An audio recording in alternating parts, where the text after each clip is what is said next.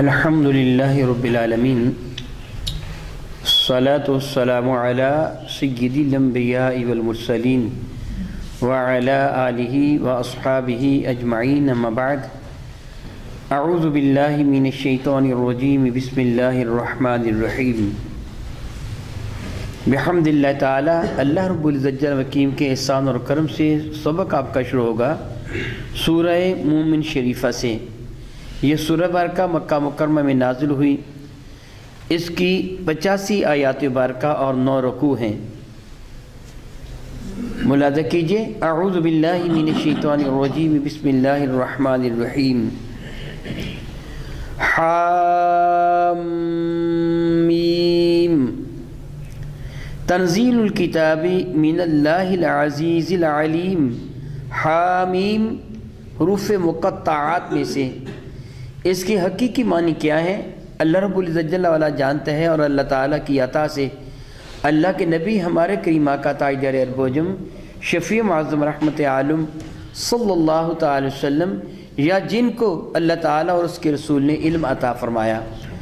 علامہ قرطبی ارشاد فرماتے ہیں کہ رسول مسلم رحمت کون مکہ علیہ السلام کی جانب اس چیز کی نسبت کی گئی کہ حضرت سیدنا اکرمہ رضی اللہ تعالیٰ فرماتے ہیں کہ رسول مرشد نے فرمایا حامیم اللہ تعالیٰ کے اسماء گرامی میں سے ایک نام ہے۔ یاد رکھیے اللہ تعالیٰ جل وعلا کے جتنے اسماء گرامی عمومی طور پر 99 گنے جاتے ہیں، اس سے کہیں زیادہ ہیں۔ اللہ تعالیٰ جل وعلا کے جس بھی اسم گرامی قدر کا ذکر کیا جائے، وظیفہ پڑھا جائے، اس کا پرتو اس پڑھنے والے پر ضرور اثر انداز ہوتا ہے۔ مثلا لفظ غنی ہے، جس کا لفظی معنی ہوتا ہے بے پرواہ ہو جانا۔ رب کائنات بے پرواہ ہے، محتاج نہیں ہے۔ لفظ غنی کا وظیفہ کرنے والا اور رب کائنات جل وعلا کی رحمت اس کے ساتھ زمانے سے بے نیاز ہو جاتا ہے۔ سورہ مومن ہے، مومن بھی اللہ تعالیٰ کے اسماء گرامی میں سے ایک نام ہے۔ لفظ مومن ان کا ورد کرنے والے کو رب کائنات جل وعلا نہ صرف ایمان کی پختگی عطا فرماتا ہے، بلکہ رب کائنات جل وعلا ہر شے سے امن میں رکھتا ہے۔ اسی طرح یا حی یا قیوم اس کے اسم اعظم بھی کہا جاتا ہے۔ اس کا پڑھنے والا رب کائنات جل وعلا کی رحمت کے ساتھ ظاہری اور باطنی قوتوں کا حامل بن جاتا ہے۔ حامیم اللہ تعالیٰ کا اگر اسم گرامی قدر ہے تو پھر اس کا وظیفہ بھی نہایت ہی مفید ہے۔ علامہ ثناء اللہ پانی پتی رحمۃ اللہ تعالی علیہ نے تفسیر مظہری میں اس جگہ بہت ساری گفتگو فرمائی، اور یہ ثابت فرمایا کہ صحابہ کرام کے نزدیک حامیم یوں سمجھیے کہ ایک مہکتے ہوئے پھولوں کا گلدستہ ہے۔ اور میرے اور آپ کے کریم آقا تاجدار ارب و عجم شفیع معظم رحمت عالم ان صورتوں کو بالخصوص ترجیح دیتے تھے جن کی ابتدا میں حامیم ہے۔ حروف مقطعات میں سے حقیقی معنی سے اللہ تعالیٰ واقف۔ تنزیل الکتابی آہستہ آہستہ اتاری گئی یہ کتاب قرآن مجید فرقان حمید۔ تنزیل بتدریج کسی چیز کا اترنا، جس طرح آپ قبل ازیں بھی سن چکے ہیں۔ قرآن کریم یک بارگی نازل نہیں ہوا، بلکہ تقریباً 23 سال کے عرصہ میں نجمن یہ تھوڑا تھوڑا کر کے نازل ہوتا رہا۔ تنزیل الکتاب من اللہ العزیز العلیم، یہ کتاب آہستہ سے نازل فرمائی گئی اس اللہ رب العزت جل وعلا کی جانب سے جو عزیز ہے، غالب قوت والا ہے، عزت والا ہے، علیم جو علم رکھنے والا ہے۔ گویا رب کائنات جل وعلا نے کتاب کو جو نازل فرمایا، اس نے اپنے علم کے مطابق جیسا کہ اس کے شان ہے جتنی مناسب سمجھا کتاب کو نازل فرمایا، اور ایک طویل عرصہ یعنی 23 سال میں قرآن مجید فرقان میر کو مکمل طور پر نازل فرمایا گیا۔ غافر الذنب وقابل التوب شدید العقاب ذی الطول لا الہ الا ہوا الیہ المصیر۔ اللہ اکبر اللہ اکبر اللہ اکبر۔ رب ذوالجلال نے اس آیہ مبارکہ میں اپنی شان کریمی کا تذکرہ فرمایا۔ غافر الذنب، کون اللہ؟ جو گناہوں کو معاف فرما دینے والا۔ پہلے آپ نے پڑھ چکے ہیں من اللہ العزیز العلیم۔ یہ قرآن مجید فرقان حمید اس اللہ رب العزت جل وعلا کی جانب سے نازل ہوا جو عزیز بھی ہے اور علیم بھی ہے، اور اس کی صفات عالیہ عزیز و علیم کے ساتھ کیا ہے؟ وہ رب کائنات جل وعلا جو گناہوں کو معاف فرمانے والا ہے، قابل توب جو رب کائنات جل وعلا گناہگاروں کی توبہ کو قبول فرمانے والا ہے۔ سبحان اللہ تعالی و بحمدہ، سبحان اللہ، کتنا کریم ہے ہمارا پروردگار، ہمیں کتنے حسین انداز میں گناہوں کو چھوڑ کر رب کی رحمت کی جانب رجوع کرنے کی ترغیب دی جا رہی ہے۔ اس اللہ نے قرآن نازل فرمایا ہے، یا اس نے جبار و قہار کا ذکر نہیں کیا، اپنی دیگر شانوں کا اظہار نہیں فرمایا، بلکہ اشارہ فرمایا یہ اس رب کا نازل فرمودہ قرآن ہے، وہ گناہگاروں جو تمہارے گناہوں کو معاف فرمانے والا ہے، وہ سیاکاروں جو تمہاری توبہ کو قبول فرمانے والا ہے۔ سبحان اللہ، سبحان اللہ، شدید العقاب۔ لیکن یہ بھی یاد رکھو، اگر تم نافرمانی پہ کمر بستہ ہو جاؤ گے، باز نہیں آؤ گے، گناہوں سے نہیں روکو گے، توبہ نہیں کرو گے، گناہوں کی معافی نہیں مانگو گے، تو یاد رکھ لینا شدید العقاب، اس کی سزا بھی بڑی زبردست ہے، اس کی گرفت بھی بڑی سخت ہے۔ عقوبت خانہ اردو میں لفظ استعمال کیا جاتا ہے سزا کے گھر کو، جہاں سزا دی جاتی ہے عقوبت خانہ کا ذکر کہا جاتا ہے۔ گویا رب کائنات زبردست سزا بھی دینے والا ہے، کریم بھی بہت ہے اور سزا بھی دینے والا ہے۔ فرماتے ہیں ذی طول، سبحان اللہ تعالی و بحمدہ، سزا کے فوراً بعد جس کی چیز کا تذکرہ کیا وہ کیا ہے؟ بہت ہی فضل و کرم فرمانے والا ہے۔ سبحان اللہ تعالی و بحمدہ، سبحان اللہ تعالی و بحمدہ۔ طول کہتے ہیں فضل و انعام کو، جو نعمتیں عطا فرمانے والا ہے وہ رب کائنات جل حکیم، وہ کریم۔ سبحان اللہ، سزا کا ذکر کرتے ہوئی شان کریمی کا تذکرہ فرما دیا۔ اللہ اکبر، اللہ اکبر، لا الہ الا ہوا۔ اس کائنات ہستی میں اس رب کائنات کے سوا کوئی بھی عبادت کے لائق نہیں ہے، وہی یکتا اور یگانہ ہے جو لائق عبادت ہے۔ حق یہی ہے، الیہ المصیر، اور سب نے اسی کے حضور حاضر ہونا ہے، لوٹ کر اسی کے حضور جانا ہے۔ جب یہ چیزیں انسان اچھی طرح ذہن نشین کا لیتا ہے، جب یہ چیزیں اس کا عقیدہ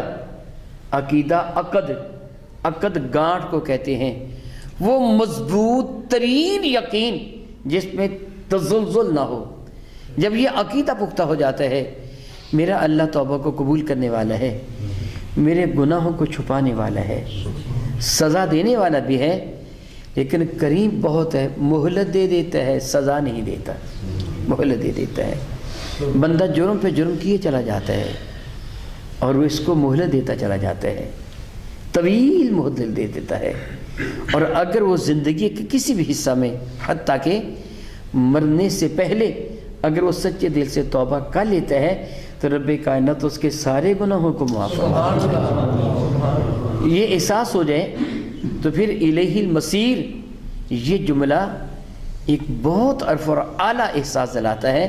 تجھے یقین ہو جائے کہ میرے گناہوں کو معاف فرمانے والی ذات موجود ہے، وہ سزا دینے والے پر بھی قادر ہے، اور پھر میں نے اسی کے حضور جانا ہے، اور اس کو میں نے وہ چاہے گا تو حساب بھی دینا ہے، ہاں وہ حساب نہ لینا چاہے اپنی شانی کریمی کے لائق معاف فرما دے، اس کی رضا ہے۔ سیدنا معاذ بن جبل رضی اللہ تعالیٰ عنہ فرماتے ہیں مجھے میرے نبی نے صلی اللہ تعالی وسلم یمن کا عامل اور قاضی القضات، گورنر اور چیف جسٹس بیعت لگی، یہ دونوں عہدے عطا فرما کر مجھے یمن بھیجا، اور جب میں گھوڑے پر سوار ہوا، پاب رکاب ہوا، تو میرے کریم آقا رسول رحمت میرے قریب تشریف لے آئے۔ سبحان اللہ و بحمدہ، اپنے غلام کو، اپنے صحابی کو یمن کا گورنر بنا کے بھیج رہے ہیں، چیف جسٹس بنا کے بھیج رہے ہیں، صحابی گھوڑے پر سوار ہیں، میرے نبی پیدل قریب آ کے کھڑے ہو گئے، مانگے معاذ میں تجھے ایک وصیت کرنا چاہتا ہوں، ہو سکتا ہے کہ اس کے بعد میری اور تیری ملاقات قیامت سے قبل نہ ہو، کہ تو آئے اور میں دنیا سے تشریف لے جا چکا ہوں۔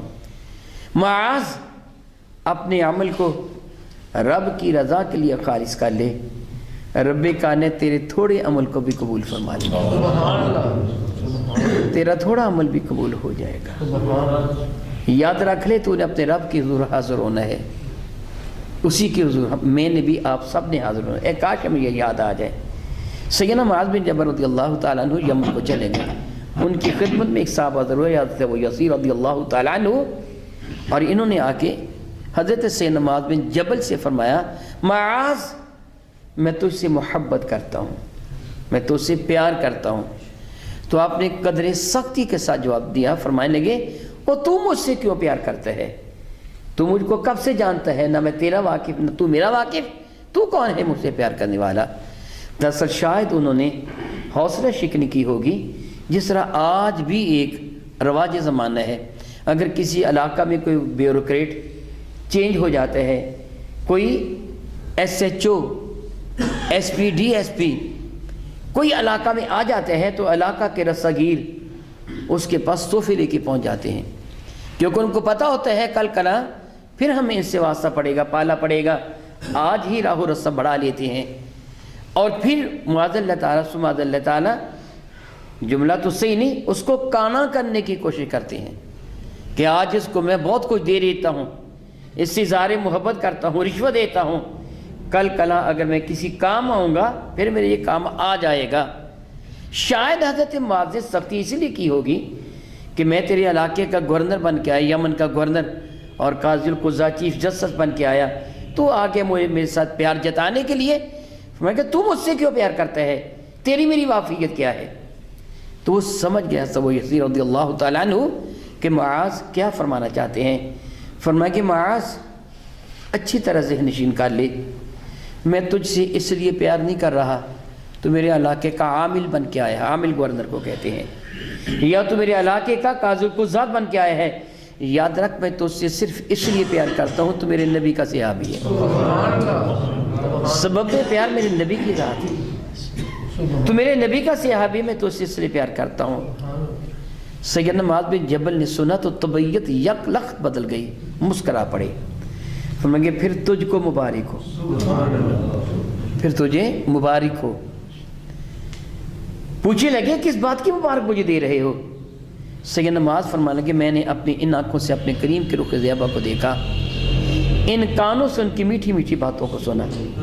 میرے نبی صلی اللہ علیہ وسلم نے اشارہ گرامی قدر فرمایا قیامت کا دن ہوگا، میدان محشر میں اللہ تعالیٰ کی جانب سے ایک اعلان کرنے والا اعلان کرے گا، وہ لوگ اٹھے کھڑے ہو جائیں جو اپنے مولا کو راضی کرنے کے لیے کسی سے محبت کرتے تھے، جو اپنے رب کی رضا کی خاطر کسی سے لڑائی کرتے تھے.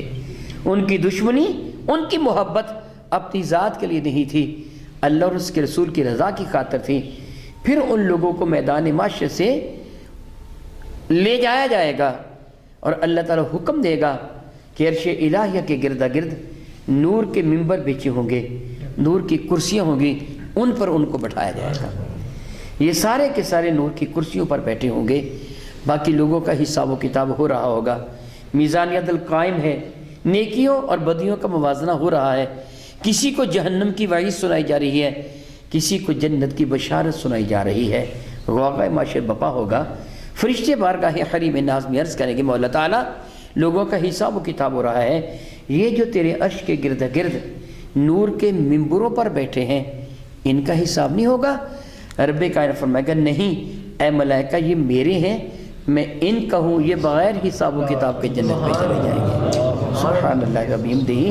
گویا جس کے دامن میں اخلاص کی دولت ہوتی ہے این ممکن ہے رب کائنات اس کا حساب ہی نہ لے، لیکن چاہے تو کسی کا حساب لے بھی سکتا ہے. ذہن میں یہ رکھا جائے ہمیں اس کے دربار میں حاضر ہونا ہے. پھر لائق عبادت اسی کی ذات ہے، لا الہ الا ہوا، کائنات ہستی میں اس کے سوا کوئی بات کے لائق نہیں. الیہ المصیر، اسی کے حضور حاضر ہونا ہے. ہم سب نے، ہر شخص نے، ہر انسان نے، ہر فرد بشر نے، جن و انس نے اسی کے حضور حاضر ہونا ہے. ارشاد فرماتے ہیں ما یجادل فی آیات اللہ الا الذین، ما یجادل نہیں جدال، آپ جانتے ہیں اردو میں یہ لفظ استعمال کیا جاتا ہے جنگ و جدل، لازماً اس کا جھگڑا ہوتا ہے. ما یجادل فی آیات اللہ الا الذین، نہیں اللہ تعالیٰ جل وعلا کی آیتوں میں کوئی بھی جھگڑا کرتا الا الذین، سوائے ان لوگوں کے کفروا کہ جنہوں نے کفر کیا. سبحان اللہ. ایمان والوں کی شان کیا ہے، آیات الہیہ سنتے ہیں تو ان پر رقت طاری ہو جاتی ہے، ادب و احترام کے تقاضوں کو ملحوظ خاطر رکھتے ہوئے یہ اپنی نگاہوں کو جھکا لیتے ہیں، رب کائنات جل وعلا کے حکم کے سامنے سر تسلیم خم کر دیتے ہیں، نبی کے حکم کی نافرمانی نہیں کرتے ہیں۔ جو نافرمانی کرنے والا ہے، جو آیات الہیہ میں جھگڑا کرنے والا ہے، جو باس و تمیز کرنے والا ہے، وہ کافر ہے، ایمان والا نہیں کرتا۔ ایمان والا بلا چون و چرا رب کائنات کے ہر حکم کو تسلیم کر لیتا ہے۔ ارشاد فرماتے ہیں وہ لوگ جو آیات الہیہ میں جھگڑا کرتے ہیں وہ کافر ہیں۔ فلا یغررک تقلبهم فی البلاد، اللہ اکبر اللہ اکبر اللہ اکبر۔ فلا یغررک، تجھے دھوکہ میں نہ ڈالے۔ غرور اردو میں لفظ یہ استعمال کیا جاتا ہے، فلا بڑا مغرور ہے۔ ذہن نشین فرما لیجئے، اللہ تعالیٰ جل وعلا کی جانب تکبر کی نسبت کی جا سکتی ہے، غرور کی نہیں۔ تکبر لفظی معنی ہوتا ہے اپنی بڑائی کا بیان کرنا، اپنا آپ کو بڑا کہنا، اور یہ اللہ تعالیٰ کی شان ہے۔ وَهُوَ الْعَزِيزُ الْجَبَّارُ الْمُتَكَبِّرُ، غالب ہے، زبردست قوتوں والا ہے، اور متکبر ہے، اپنی عظمتوں کا خود ہی اظہار کرنے والا ہے۔ تکبر اللہ کی شان ہے، بندے کے لیے عیب ہے۔ بندہ کہے گا میں بہت بڑا ہوں تو یہ اس کے لیے عیب ہے۔ قبل نہیں آپ سن چکے ہیں، البتہ اللہ اور اس کے رسول کے مقابلے میں بڑائی اپنی بیان کرنا، تکبر کرنا کفر ہے۔ ایمان والے کے مقابلے میں تکبر کرنا حرام ہے، کافر کے مقابلے میں تکبر کرنا ثواب ہے، جس طرح آپ قبل ازیں بھی سن چکے ہیں۔ لیکن غرور غرر عربی میں خالی گھڑے کی آواز کو کہتے ہیں۔ گھڑے میں پانی نہ ہو، اس کے اوپر آپ اس کے منہ پر ہاتھ ماریں یا کسی چیز کے ساتھ اس کو آپ بجائیں تو اس میں ایک آواز پیدا ہوتی ہے، خالی گھڑے کی آواز کو غرر کہتے ہیں۔ مغرور اس بے وقوف کو کہتے ہیں جس کے پلے کچھ بھی نہیں ہوتا مگر تکبر کر رہا ہوتا ہے۔ گویا غرور دھوکہ ہے، حقیقت نہیں ہے، اس لیے رب کائنات کی جانب لفظ غرور کی نسبت نہیں کی جائے گی، متکبر کی نسبت کی جائے گی۔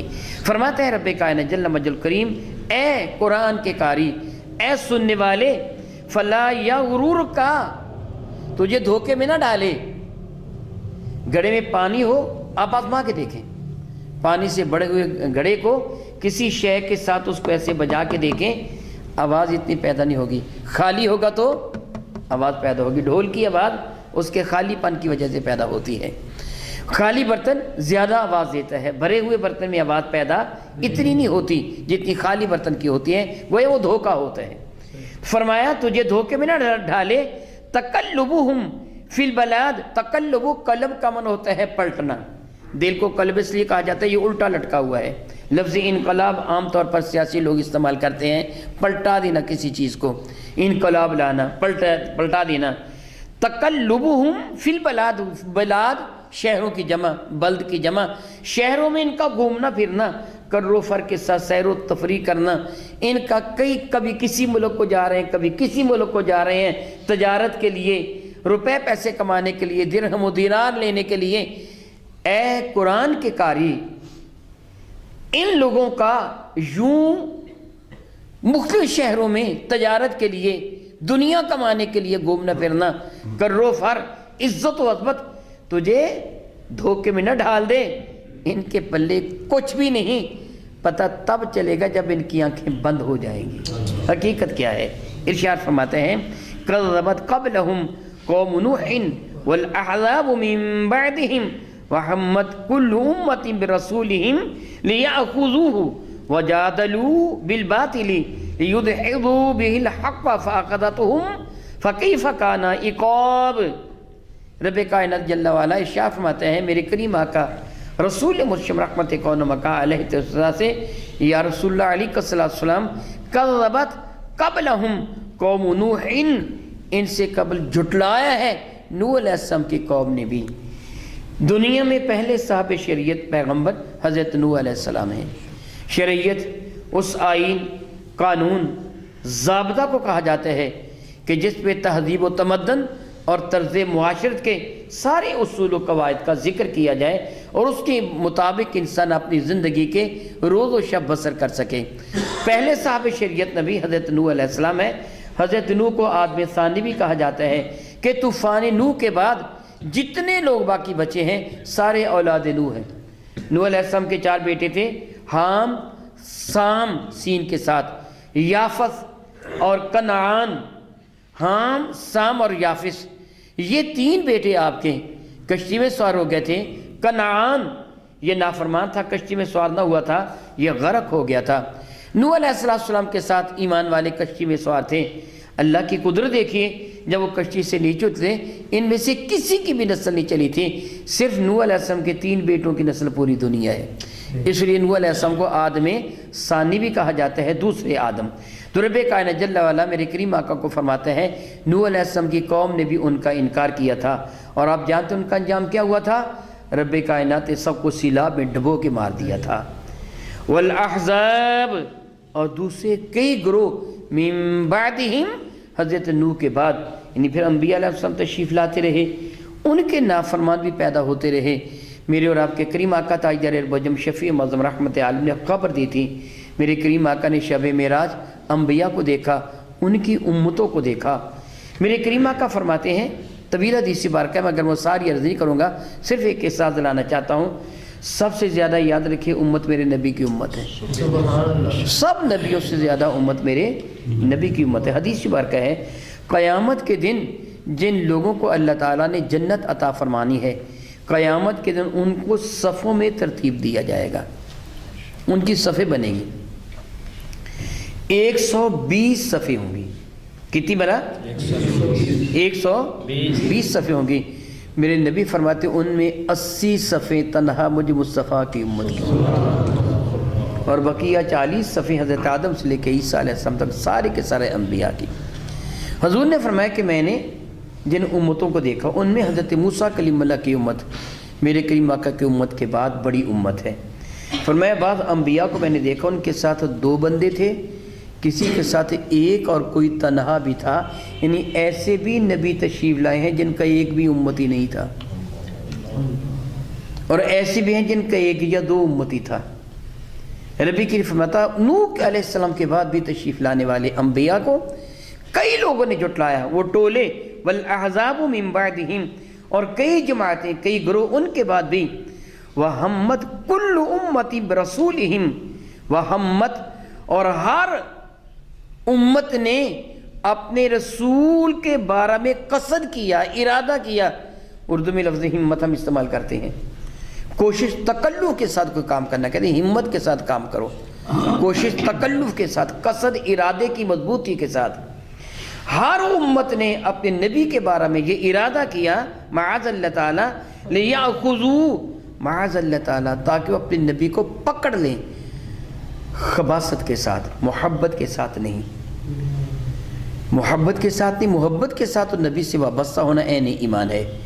یہاں مراد یہ ہے کہ معاذ اللہ اس کو گرفتار کر لیں، اس کو مارے پیٹیں، وجادلوا، اور اس نبی کے ساتھ وہ جھگڑا کریں، بالباطل، باطل طریقوں سے، ناجائز اور حرام طریقوں سے۔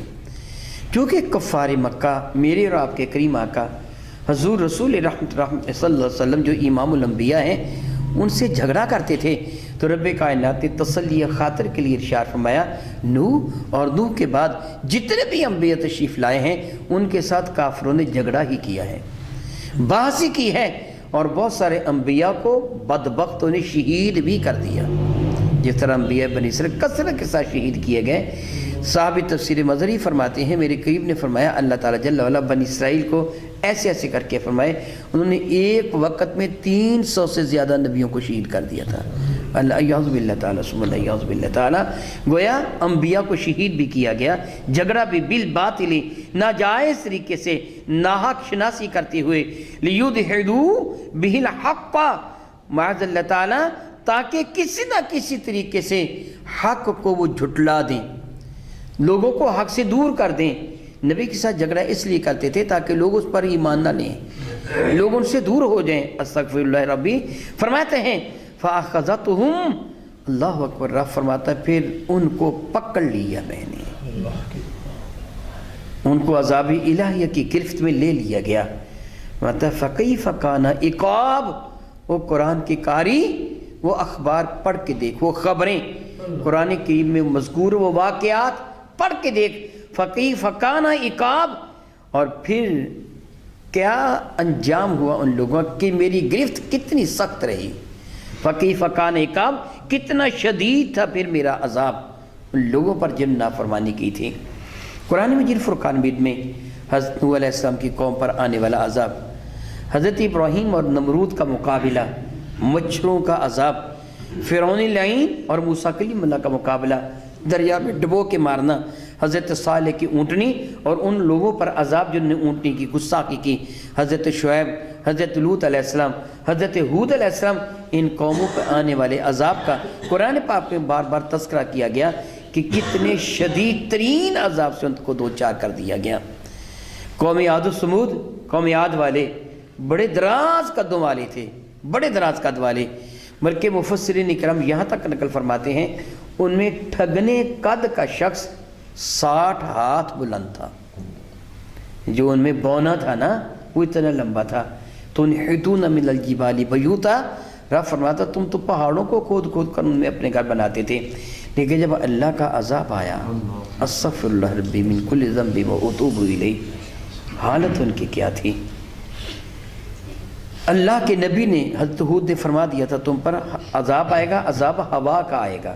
ہوا ہمارے لیے جو بہت مفید ہے، جس کی سوا ہمیں زندگی میسر نہیں آتی، ہوا ختم ہو جائے گی، ہم مر جائیں گے۔ چاہے تو یہ ہوا نعمت بن جائے، چاہے تو یہی ہوا عذاب بن جائے۔ اللہ کے نبی نے بتایا تھا عذاب آنے والا ہے، تو ان لوگوں نے کہا کس چیز کا؟ فرمایا کہ ہوا کا عذاب۔ انہوں نے اپنے ڈھور ڈنگروں کو، بیوی بچوں کو 2 پہاڑوں کے درمیان محصور کر دیا، ادھر بھی پہاڑ ادھر بھی اور سامنے بھی پہاڑ، اور جس طرف پہاڑ نہیں تھا اس طرف خود ریت میں اپنی ٹانگوں کو پنڈلیوں تک دنسا کے بیٹھ گئے، ایک دوسرے کے بازو میں بازو ڈال کے کہتے تھے ہوا آئے گی، پہاڑ اپنی جگہ سے ہل سکتا ہے مگر ہمیں اپنی جگہ سے کوئی نہیں ہلا سکتا۔ غرور کے پتلے، نافرمان اللہ اور اس کے رسول کے۔ پھر جب ہوا آئی تو مفسرین کرام نقل فرماتے ہیں فضا میں اس طرح اڑ رہے تھے جس طرح چھوٹے چھوٹے تنکے فضا میں اڑتے ہیں۔ ہوا ان کو زمین سے اٹھا کر آسمان کی طرف لے جاتی تھی اور پھر اتنی زور سے زمین پر پڑتی تھی کہ ان کے چورا چورا کر کے رکھ دیتی تھی، پھر اٹھاتے تھے۔ اللہ کا عذاب کس کی مجال ہے اس کا مقابلہ کر سکے؟ مچھر کا عذاب، ہوا کا عذاب نہیں مقابلہ کیا جا سکتا۔ اللہ تعالیٰ جل وعلا کے معمولی لشکر، جس کو تو معمولی کہو، مچھر معمولی ہے مگر نمرود کی ساری فوج کو کہا گیا تھا، ہوا معمولی ہے مگر ان کو بے خوبند سے اکھڑ پھینکا تھا۔ فرماتا ہے فَكَيْفَ كَانَ عِقَابِ، پھر دیکھیے کہ میرا عذاب کتنا شدید تھا، کیا انجام ہوا۔ الیاذ باللہ تعالیٰ، الیاذ باللہ تعالیٰ، رب کائنات اپنے محبوب مکرم کے صدقہ سے ہم پر ہمیشہ اپنی رحمتوں کا نزول فرمائے۔ او کما قال اللہ تبارک و تعالی، واللہ تعالی اعلم باسرار کتاب۔